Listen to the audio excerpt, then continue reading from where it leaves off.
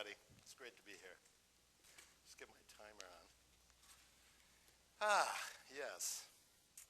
So what I'd like to talk about today, a couple things. To begin with, I'd like to dedicate my talk to a man probably many in the room know, Dr. Bill Hamilton, who passed away last fall. Bill was instrumental and critical in helping and guiding the dive community, our tribe, if you will, through many thorny issues of physiology, decompression, operations.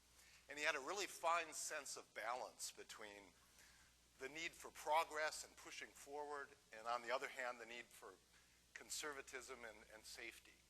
And so I'd like to dedicate my talk to him.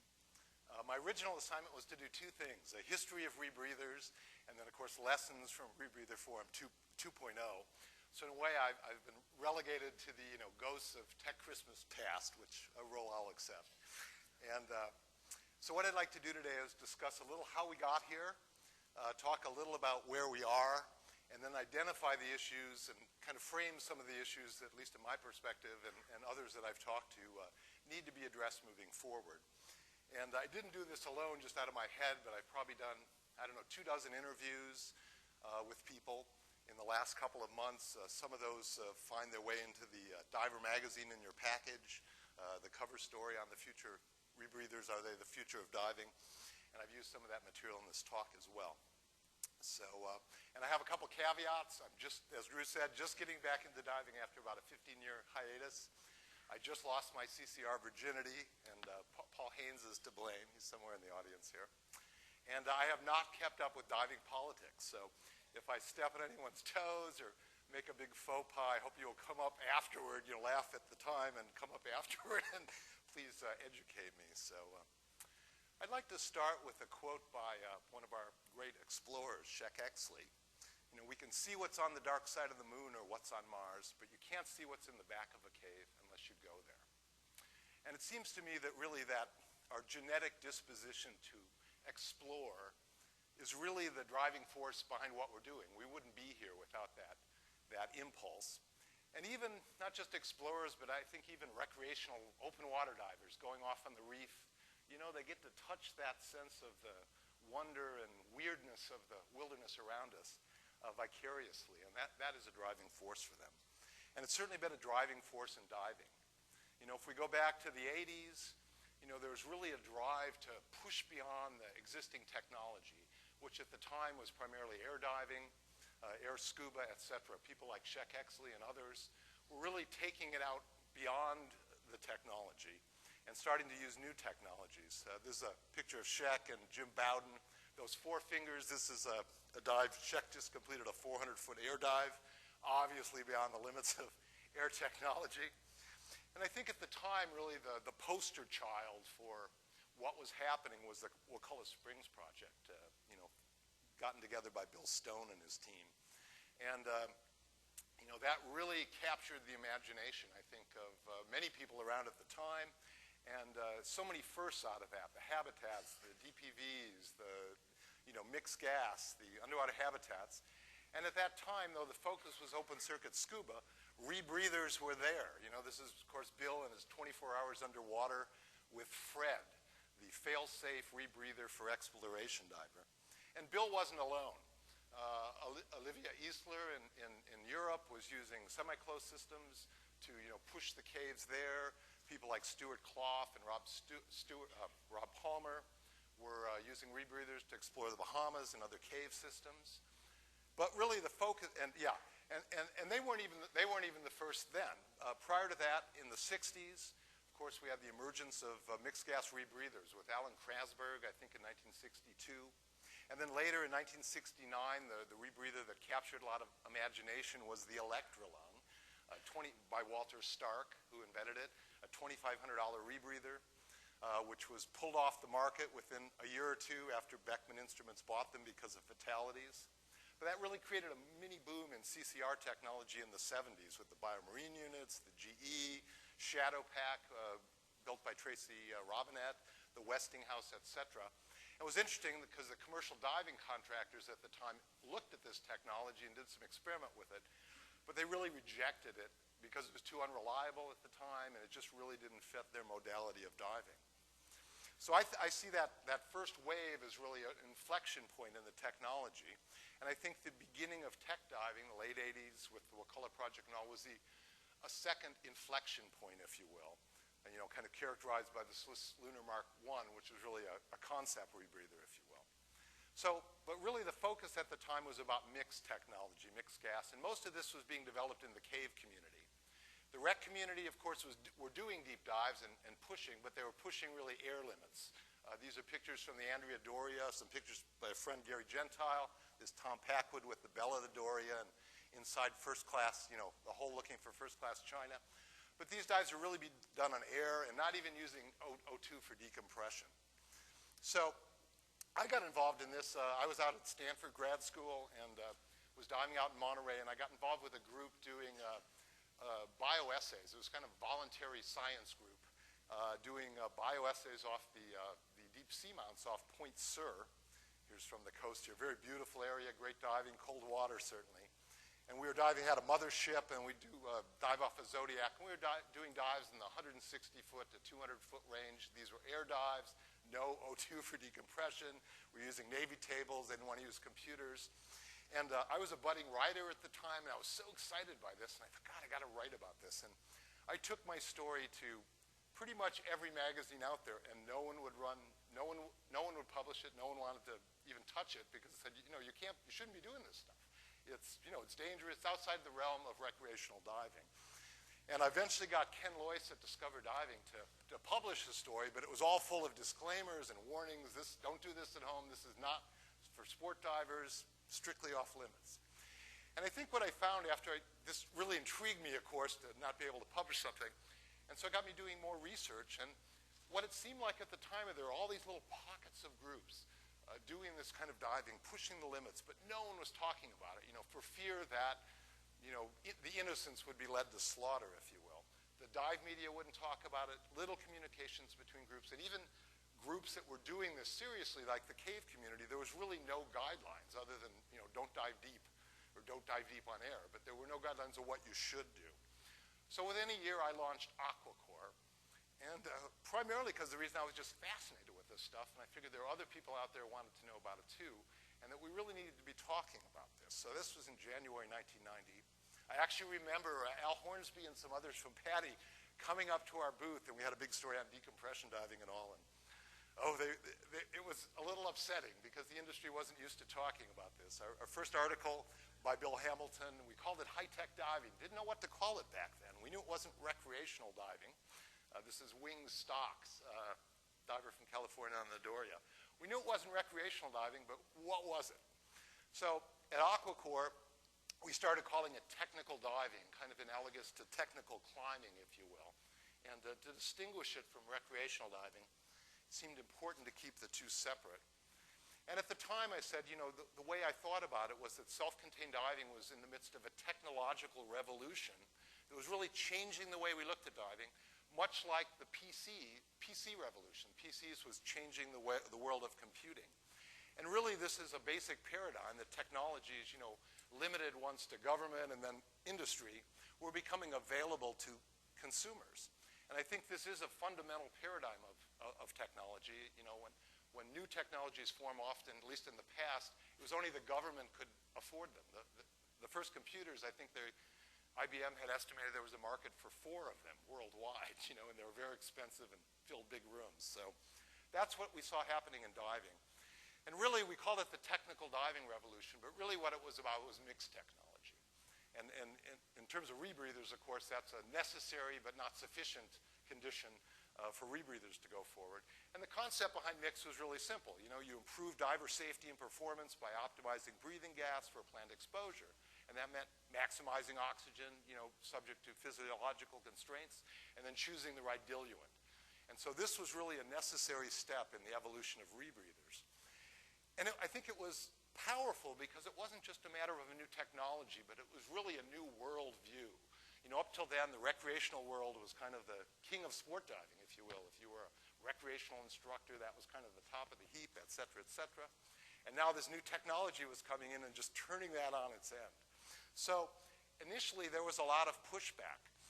In the fall of '91, Bob Gray of DEMA, which is the diving industry trade show, as most of you know, decided they would ban Nitrox vendors and training agencies from coming to the show. And this was partly instigated by Skin Diver and the Cayman Water Sports Association, which really didn't want people staying longer underwater. You know, they wanted to get them out and move them out and get the next boatload in, you know, kind of like the bus when we came here. They just want to pack them in. So this was actually, what happened was Tom Mount and Ed Betts flew out to INTD, and Andy, of course, flew out to meet with Bob Gray and negotiate. And they were able to, you know, make it possible to, the ban was lifted. And, but this page was the front page of the DEMA manual. So when you opened it up, there was a big warning about Nitrox, which of course was great advertising for Nitrox, because no one knew what the hell it was. You know, it's like, what is Nitrox? So they of course went to the agencies and people supplying it to find out. So in parallel with that, I organized with another group, the SDRG, Scuba Diving Resource Group, a forum much like this, the Nitrox Workshop, we call the Enriched Air Nitrox Workshop, to work out some of the issues around this. And we tried to have all the stakeholders at the table, you know, the manufacturers, the agencies, the lawyers, et cetera. And out of that came a set of community consensus standards, the understanding that nitrox diving was not tech diving. It was used by tech divers, but it wasn't tech diving. And as I think Dudley Crossan at the time said, you know, we're already diving nitrox. The only question is what mix. So that kicked off that. Then that summer, we had a really bad summer, the summer of '92. There were a number of very high-profile fatalities, about 8 fatalities. I don't have the pointer here, but this was a technical diver, was a sister publication of AquaCorps. I couldn't afford to print the damn thing frequently enough, so we went to a little black and white, just a little blue on the cover publication. And so this came out, and there were 7 or 8 big fatalities, some incidents, et cetera. And this really got people upset, obviously. And then that fall, there was a double fatality on the then Yoo-hoo, the Rouses, Chris Rouse Sr. and Jr. And this, of course, really created an upstir in the industry. People were very upset for obvious reasons and fear that this would bring on regulation and tech diving would basically be shut down, or this kind of diving.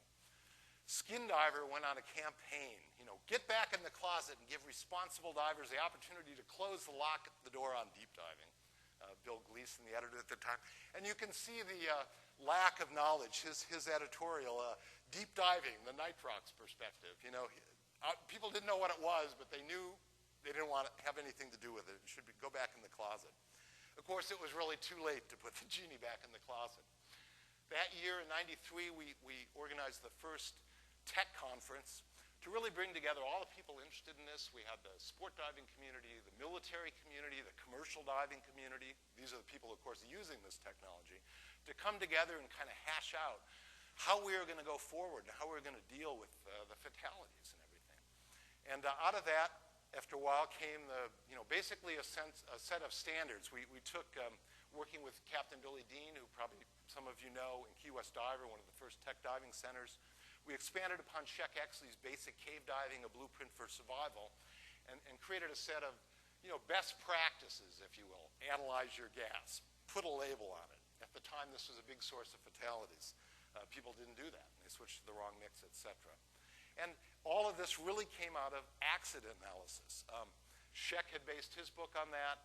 We had a section of AquaCorps called Incident Reports, and actually it was a section that I wrote, because any fatality I would call and we'd figure out what happened, and no names or anything, but just a very detailed description so people could learn from it. And it was really the best read section of the magazine. And I love this quote from Jean-Pierre Imbert. Safety is the key consideration in diving. It entirely controls depth and time capabilities. What I love about this is it was from a book called Safe Deep Sea Diving to 1,500 feet using hydrogen. And this was part of the COMEX trials. I got to go over there while they were working on them. And the idea was that squirting a little hydrogen into your mix, helped prevent HPNS, and there were some decompression advantages, et cetera. But this was the lesson we learned back then. Safety was really everything. And as a result, mixed technology more than doubled the operational range of open circuit scuba. This was a graph we had of kind of representing in yellow the recreational diving limits up here, the no-stop limits, and then the range of tech diving that was going on. And at the time, we kind of figured, actually Billy Deans, I remember him saying, it was doubling the range, that, open circuit mix, dives to 250 was kind of reasonable.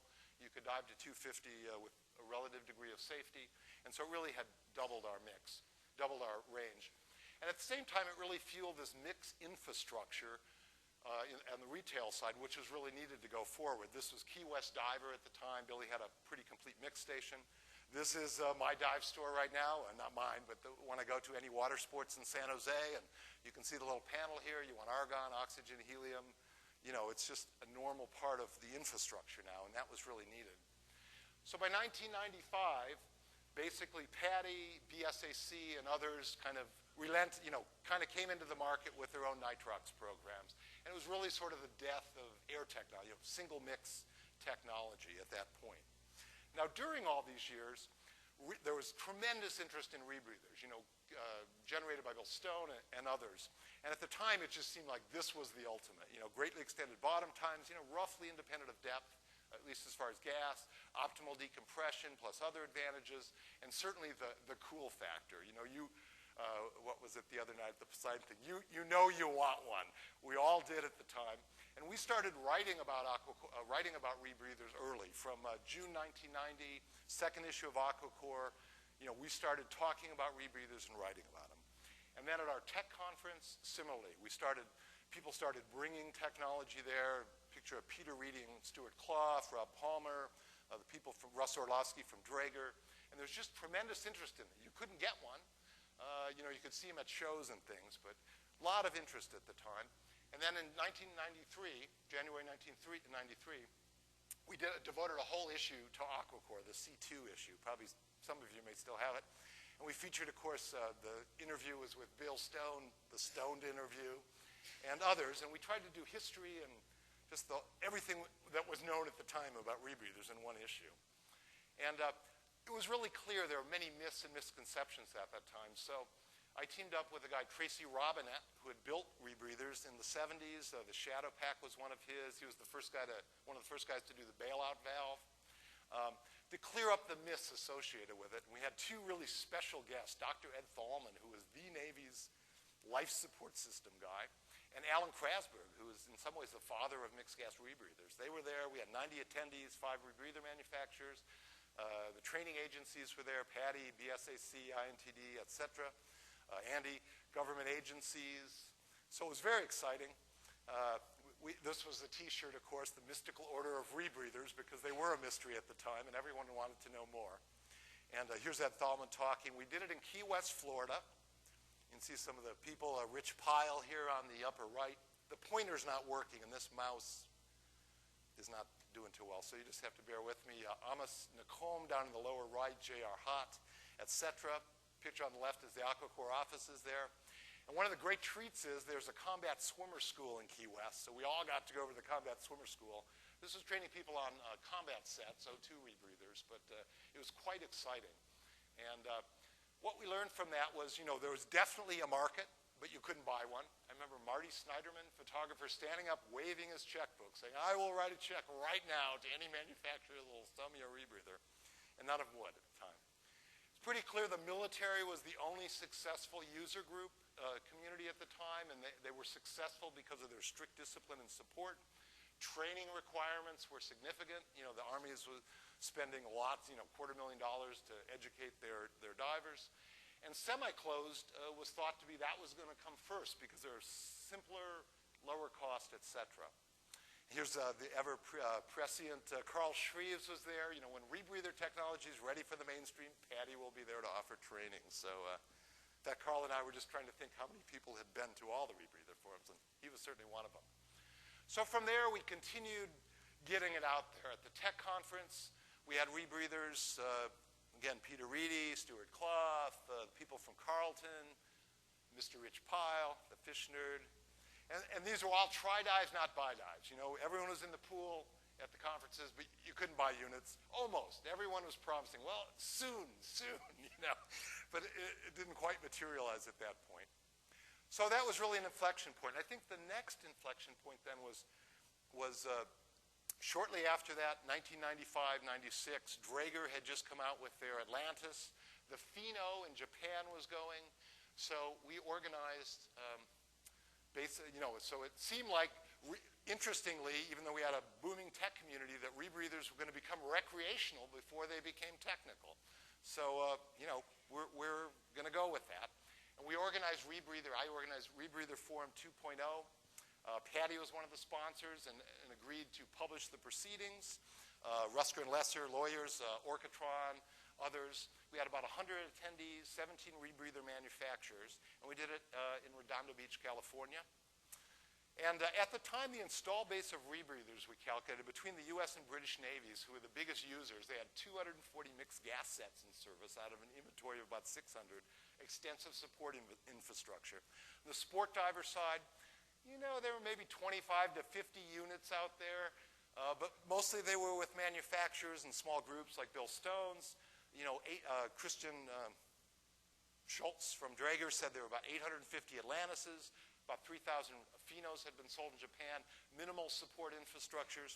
Interestingly, in talking to people, there seems to be revisions of history. I talked to one individual, a Sherman nameless, said, we had sold thousands of rebreathers by then. You know, they were out, and we had trained many people by then. But to those in the tech community, none of us had any. So promises, but no rebreathers. These were the manufacturers at Forum 2.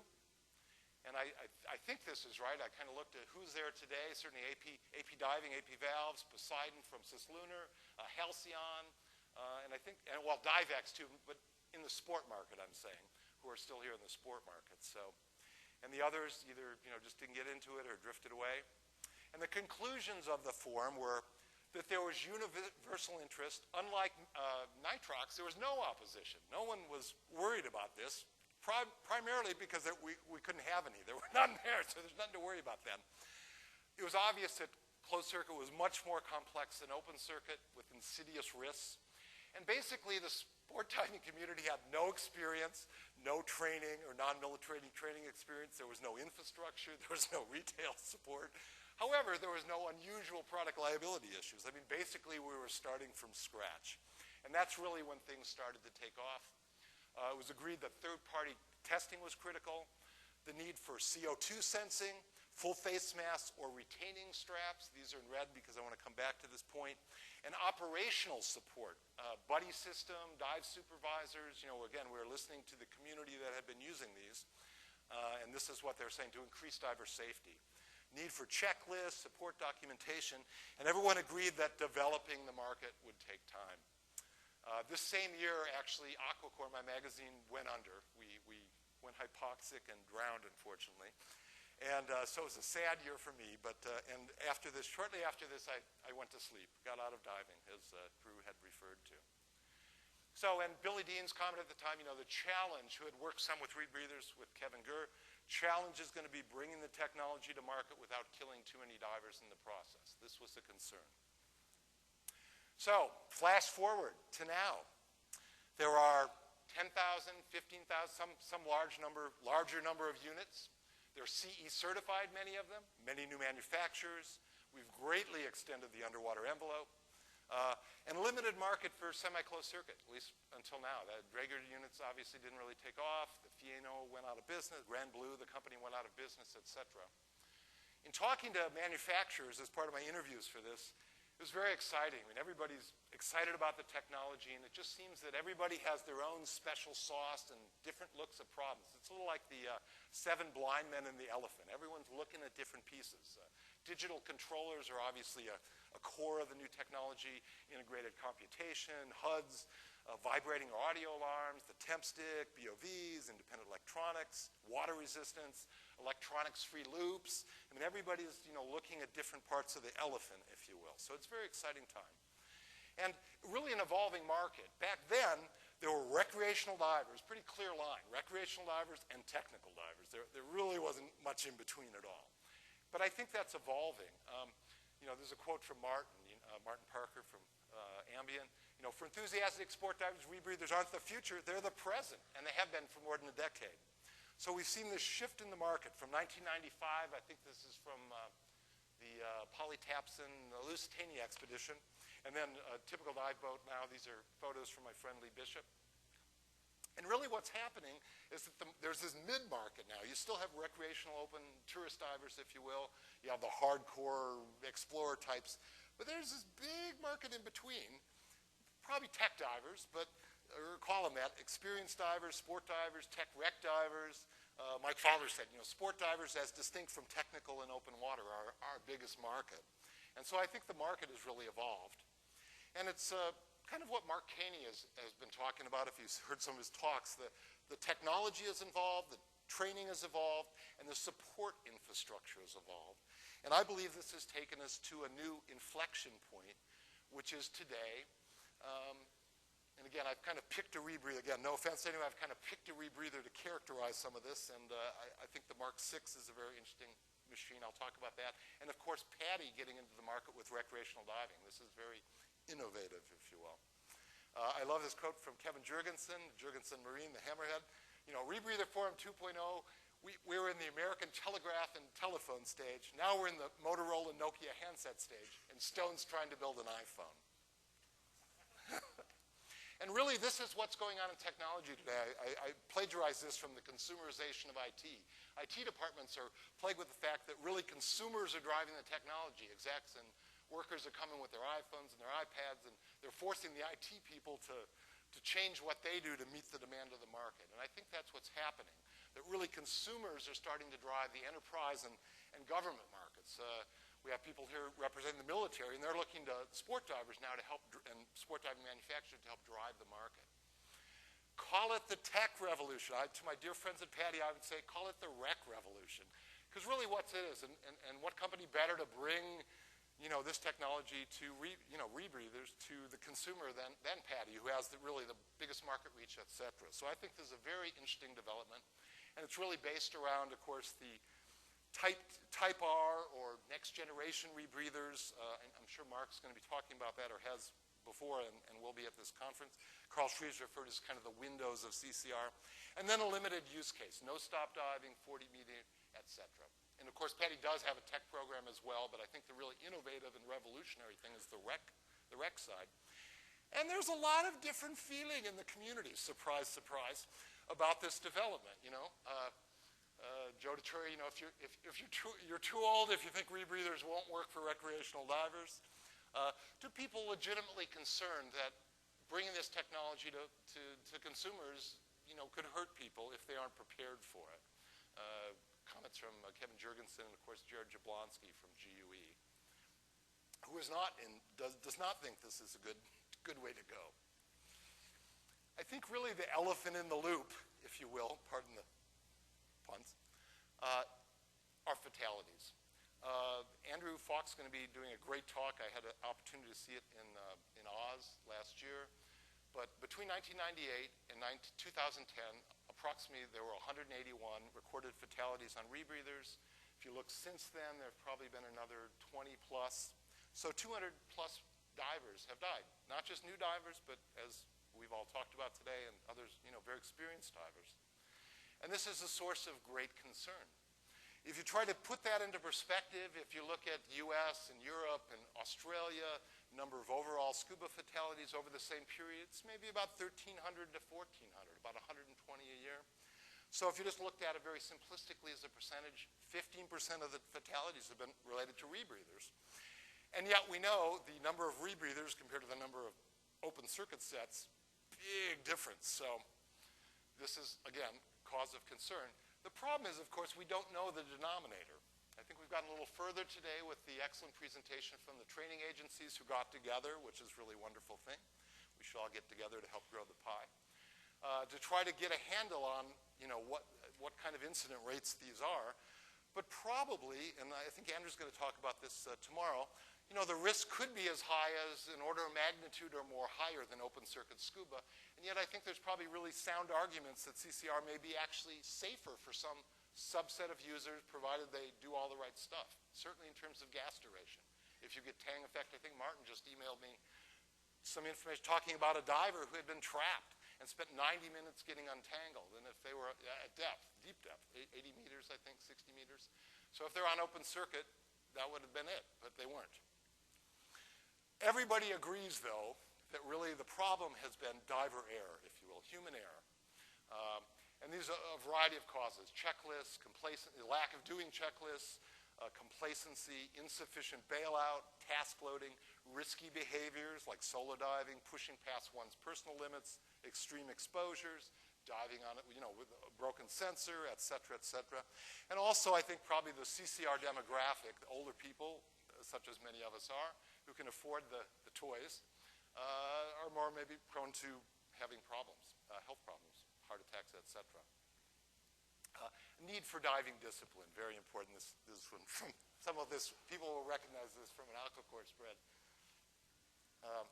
And really, is it a problem of culture, training, or both? There are mixed opinions when I talk to people. I love what Jill said. We're a non-compliant species. How do you change that?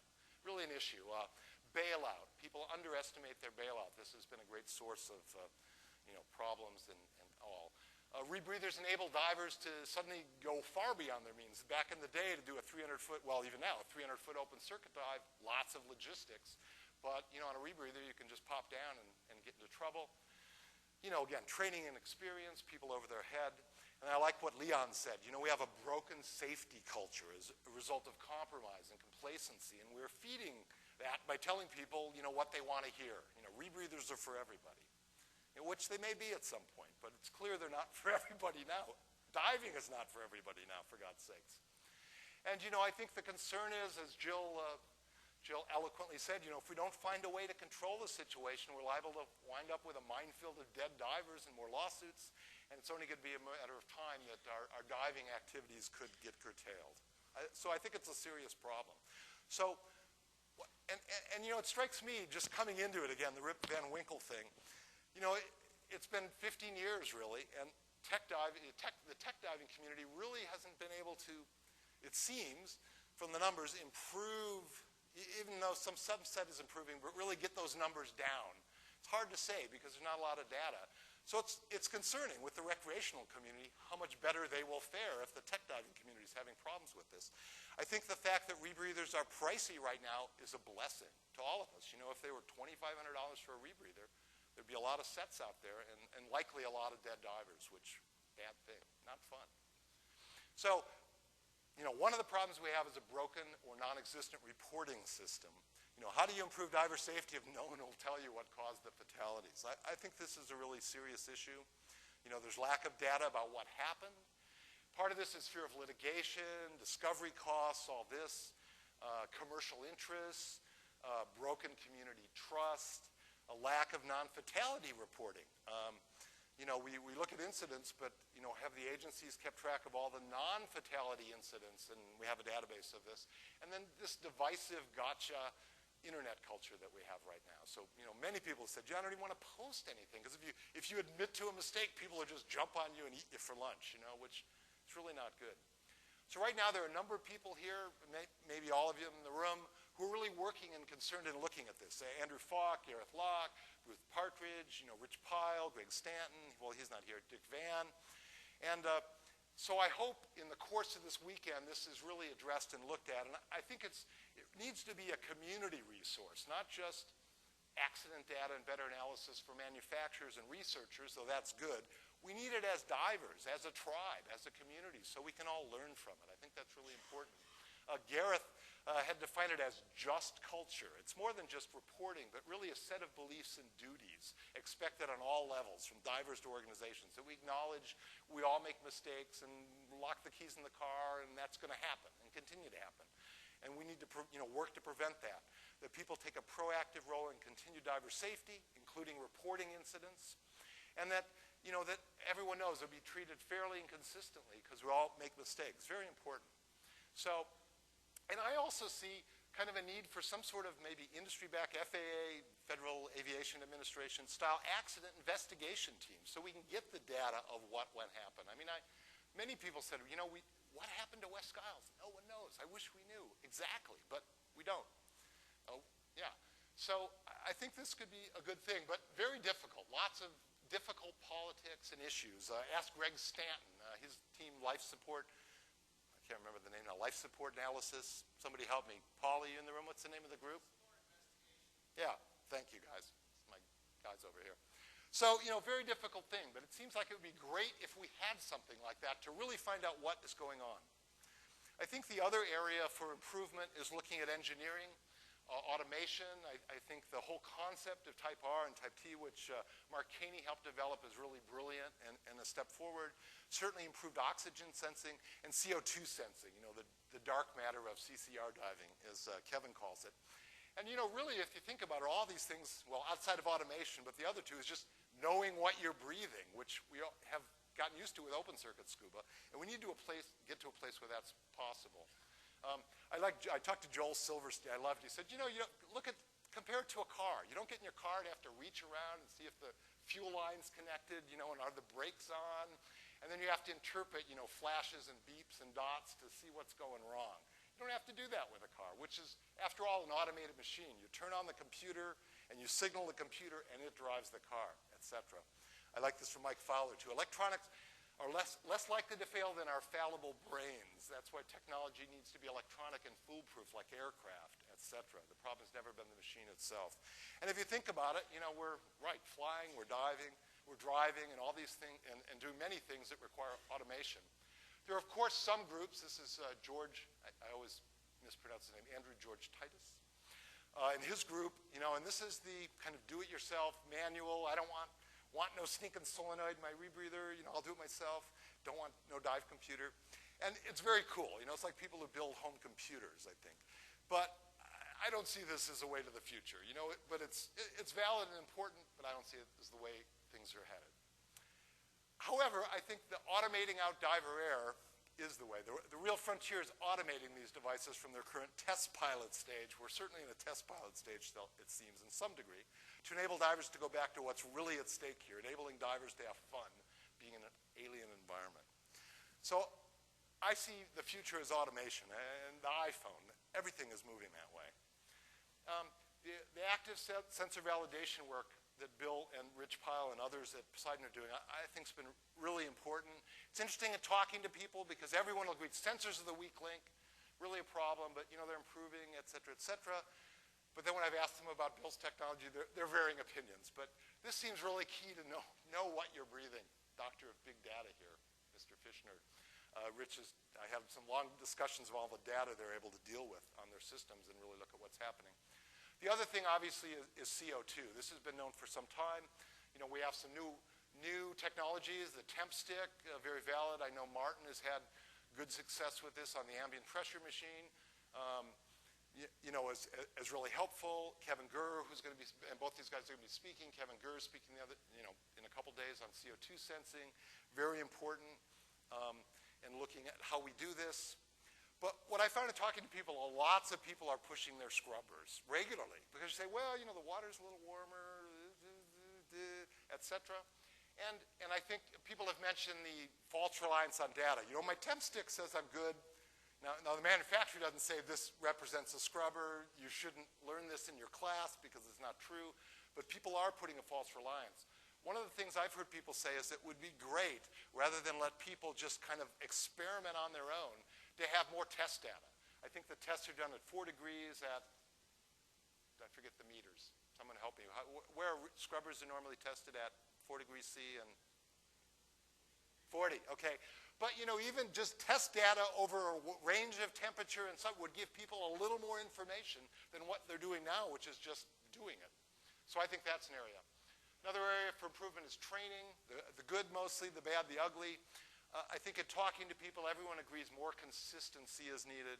And some of the materials, frankly, are not good. I mean, just in the stuff I've looked at, there's inconsistencies, there's stuff that's inaccurate. You know, and this shouldn't be. People have said it's too instructor dependent, maybe, too much, which is great if you're, you know, a pro experienced instructor, but if you're a newbie, et cetera. And then ability to scale, this is an issue. How am I doing on time, by the way?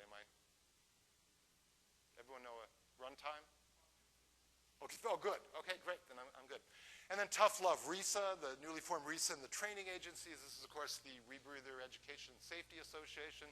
This is from the historic meeting at DEMA in 2010, which I was grateful to attend, that PADI helped sponsor, bring everyone together. And I love these two quotes. One from a manufacturer. All manufacturers have problems with instructors. We created RISA because the agencies are out of control. And then the agencies, I tell the manufacturers, get out of the way and let us do our job. Ours is to teach, yours is to build good rebreathers. So obviously there's a good love relationship going, tough love relationship going on that you guys will all sort out, hopefully. Very important, I think, for everyone to work together on this.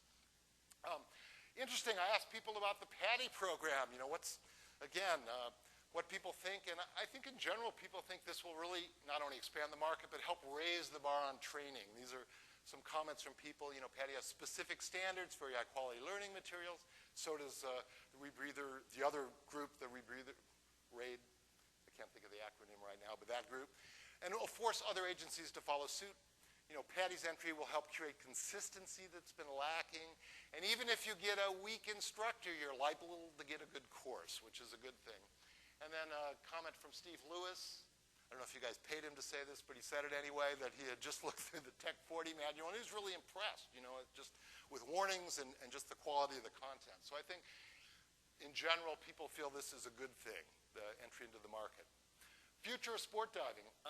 I think it's inevitable that Rebreather Technology would find its way to diving consumers, for sure. The question is, are we as a community, as a tribe, willing and able to make the changes necessary to accommodate the technology within acceptable degrees of risk, which is really one of the goals and objectives of this forum this week. So that's really important. I'd like to offer just some perspectives on that, because I think it parallels what's happened both in the early cave community and the tech community. You know, the early cave divers faced similar challenges. People were dying. You know, at the time cave diving was not promoted, you probably try to talk people out of becoming cave divers, and if you couldn't, you know, you'd train them. And in response, they really tried to create a safety culture. You know, Chuck Exley was a pioneer in this with a 10-step, we talk about the 5 principles, but there are really 10 of cave diving, based on accident analysis. And the early tech community tried to follow that same approach. So for myself, as I mentioned, I've just gotten back into diving, and one of the groups I've kind of fallen in with is the GUE group. And they have a very active group affiliate organization in my area called the Bay Area Underwater Explorers. We get together, we dive, etc. And I really think, you know, GUE is a controversial group. You know, they've been referred to the Borg or the collective or the dark side. And, you know, there's good discussion to be had around this. But you know, I think they really have a lot of things that we all could learn from. They've done a lot of things right. This is a quote from Jared. You know, we're oriented around safety first because we invest energy into planning for adversity. You know, and cultures which, you know, are not safety-oriented plan for things to go right. We plan for things to go wrong. And some of the aspects that I really like, which I think could be a good model for rebreathers going forward, is they have equipment and operational standards, right? Not just how you dress, but how you do things, how gas switches, procedures, etc. Checklists which are followed. Team diving and mentoring, very important. Helium deeper than 30 meters, I think this is a good thing. Practicing safety skills on your dives. You go diving and usually every dive we'll practice some skills. Why not? You know, just etc. And projects, lots of times for people to get together and dive. And training balanced by experience. One of the things I think is really cool about GUE is when you take a class, you can't take another class until you have 25 more dives, you know, kind of at that level. You know, so they're not just trying to sell you classes. It's a really good thing. And I think the BSAC kind of has similar kind of operational approach. The downside, of course, is if you misplace your gear, you're screwed because everybody has the same gear. So, not too bad of a problem. So it got me to thinking, you know, really, and I'm as a new rebreather diver in the Bay Area, it's like I want to dive with rebreather divers now. So I'm thinking, you know, maybe rebreather clubs, or call them user groups is the answer. But again, a culture, you know, we can help foster good safety culture, standards, et cetera, mentor, et cetera. I think it's important. One other thing I'd like to talk, standards and best practices, community support, information with reporting, and lots of diving. This is good. This will be good for rebreathers. Another aspect that was really brought to my attention and really focused on in my class use of full face mask or retaining strap. This was one of the findings of Rebreather 2.0. The military has always used retaining straps, and there's some good reasons for it. This is some data from Dan looking at triggers for fatalities and rebreathers in gray versus open circuit, insufficient gas, and equipment troubles, et cetera, et cetera. But these triggers then escalate, as we know, if they're not contained. And as a result, what happens? People drown. Now, this is not a big data sample, and you could discuss this, but if you get hypoxic, if you have a toxicity event, if you get hypercapnia, other things, bang your head on a cave, not wearing a helmet, your mouthpiece falls out. When your mouthpiece falls out, you're going to drown. And if your buddy or team can't get to you, you're going to drown. So, I think this is really something that should be looked at. People have misconceptions about it. I was just talking to Andrew Falk, who's just started diving with a retainer. He points out, again, advantages. It takes the weight, if you're doing a long decompression, makes it much easier on your mouth, easy to move out of the way if you're going to an off bailout. I think it's something we really should look at as a community, and this could greatly improve safety. Again, if something happens, you don't want to drown, because then you're liable to not be recoverable. So I think this is important. And that, if we can then improve the safety, then we can go out and have fun and go see what's there to these remote places where no one else gets to go see. I think we're a unique community in that. We're a small tribe, but a very powerful tribe in many ways, and we get to do really cool shit. So thank you. That's my presentation.